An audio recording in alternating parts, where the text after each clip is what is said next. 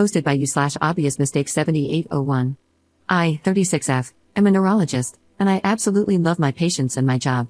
I believe there is no greater honor in life than being able to help others. The road to my medical degree was not easy, and it was paved with many rejections. I was a troubled teen in high school, and I didn't get accepted into any colleges my senior year. I had to work my way up, starting with remedial classes at my local community college. When I finally got into medical school at 26, I was absolutely thrilled. I met my husband, 37M, in my third year of medical school, and we have been married for 4 years now. My husband works in marketing, and I make 3 times his salary. From the beginning of our relationship, I was very upfront about being unsure about having biological children. My dream was always to adopt from foster care, and my husband seemingly understood this. However, after his best friend had a baby boy last year, he began to really press me on having children. I was initially very against the idea because I was just beginning my career, and I wanted to wait a few more years before revisiting the topic of children. In August of last year, I found out I was unexpectedly pregnant due to a condom breaking during intimacy.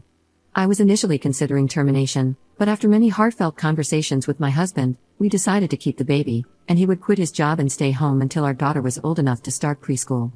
There were several factors that went into our decision to have him stay home with our daughter. 1. I make significantly more money than him, so financially, it just made more sense. 2. I am in the first few years of my career as an attending physician. After 4 years of med school and a 4-year residency, I am just starting to practice on my own, whereas my husband has been in his career for 15 years. 3. I was very clear I had absolutely zero desire to stay home and be a housewife. I respect stay-at-home mothers, but my work is my life, and I would go crazy at home all day. This just isn't a lifestyle I want whatsoever. 4. Finally, I am not comfortable putting my child in daycare until she is old enough to express herself verbally. As a victim of SA when I was young, I just do not trust people enough to leave my daughter in the hands of strangers when she would be unable to report abuse or neglect. Our daughter is 9 weeks old today, and I am preparing to return to my practice in a few weeks. This weekend, I left my husband alone with our daughter while I attended a medical conference out of state. The conference was amazing, but when I returned home, my husband began acting weird. Today, while our daughter was napping, I pressed him to tell me what was wrong. He completely broke down and said he doesn't think he can do this.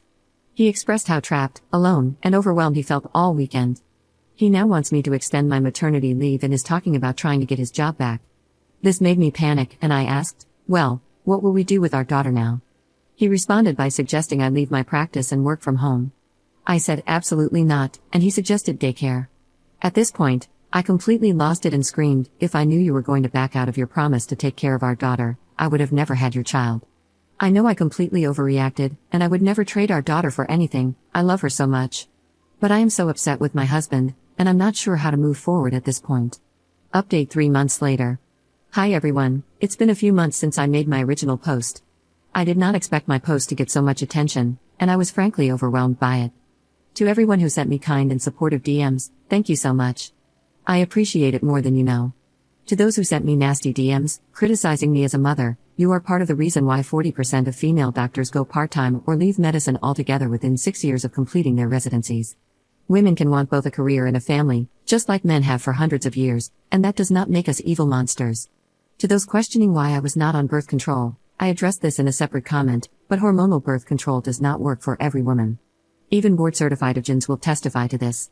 After trying my best with every birth control option under the sun for nearly 10 years, I decided condoms and the pull-out method would be enough. Was this a stupid decision?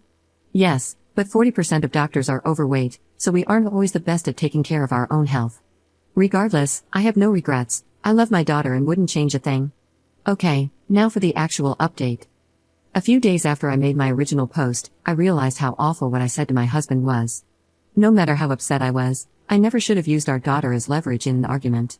Even if I had to quit my job tomorrow and become a single mom, I would still do it for her because I love her more than anything, and I would choose her every time. I still feel awful that I said this, it was truly a terrible thing to say.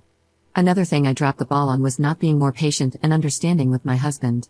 For some context, my mother came from out of town to stay with us for the first 8 weeks after I gave birth. My husband contributed greatly. I'd honestly say they both did 50% of the work with the baby for the first week or so while I recovered. After that, we split the work between the 3 of us. So, for him to go from having 2 people supporting him to being on his own for an entire weekend in about 10 days was obviously a huge shock, and I should have realized this.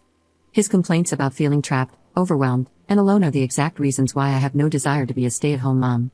Yes, we had a deal, but I should have given him space to express his concerns openly without me losing my temper. I stayed at my sister's with our daughter for a few days after the fight to give my husband some space. He would come to visit her every day during that time, but we agreed not to talk just yet. When I came home, I apologized to him for mishandling the situation.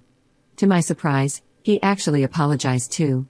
He told me that he never intended to back out of our agreement, but he had become so overwhelmed that he wasn't sure he was capable of caring for our daughter properly. He apologized for giving up so quickly and for suggesting that I work from home, and he reassured me that, no matter what we decided to do, I should not leave my practice. At the end of his apologies, he said he wanted to give being a stay-at-home dad another shot. We then had a very long conversation about how we would handle things moving forward. He told me that caring for our daughter wasn't the overwhelming part, it was trying to keep up with the cooking and cleaning that was difficult. So, we decided to hire a maid and sign up for one of those meal kit delivery services. He also joined a new parent support group to help reduce his sense of isolation. 3 times a week, my sister-in-law has agreed to come over to babysit for a few hours so he can go to the gym or have some me time. I also told him that if at any point he feels like he can't be a stay-at-home dad anymore, he should please tell me. I made it very clear that while I might be slightly disappointed, I would be far more disappointed knowing he was burnt out and unhappy while caring for our daughter. Since then, we've also taken steps to strengthen our marriage, going on date nights once a week. I don't yet feel comfortable leaving our daughter with anyone besides family, so most of these date nights involve long walks with her in the stroller or Netflix and takeout on the couch, but hey, it's been working. As for the whole poking holes in the condom thing, no, I do not think this happened. I didn't even bother asking my husband because I felt that an accusation of that magnitude would be detrimental to our marriage, especially when it was already in such a fragile state. My husband has agreed to get a vasectomy so we don't have any more happy accidents. He's scheduled for later this year, and we are abstaining until then. This whole situation made me realize I needed to go back to therapy, and I've been seeing my therapist for about 6 weeks now. My childhood essay hadn't impacted my life for about 8 years prior to this, but having my daughter and dealing with postpartum anxiety has stirred up some really dark thoughts. I know I'm being overprotective due to my trauma, and I want to work through this so that I can be a good mother and a good partner. A lot of people told me to leave my husband, and I'm sure many reading this may still think I'm making a mistake. I know that I'm not.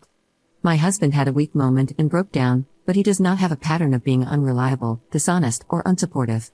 He supported me through my final 2 years of med school and throughout my residency. Please remember that my post highlighted the worst moment in our relationship, it did not show the 8 wonderful years we've had together.